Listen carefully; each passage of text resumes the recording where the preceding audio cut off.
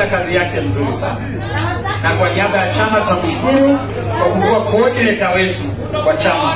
Karibu sana mheshimiwa wa Olkalau. Harambee! Harambee! DCP! Kwanza ni kushukuru Mola kwa ushindi ambao ametupatia leo. Haikuwa rahisi. Na tutajua nitaenda huko nje ku address wananchi wa Olkalau. Allow me to use the Queen's language. First is to appreciate God. It's not been an easy ride.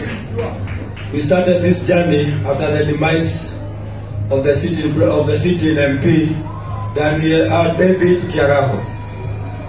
We started this journey alongside my friend